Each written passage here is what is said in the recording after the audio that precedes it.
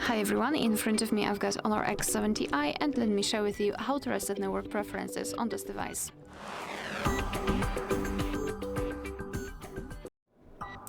So let's start with opening the settings, and here we have to scroll down to the very bottom to find System and Updates.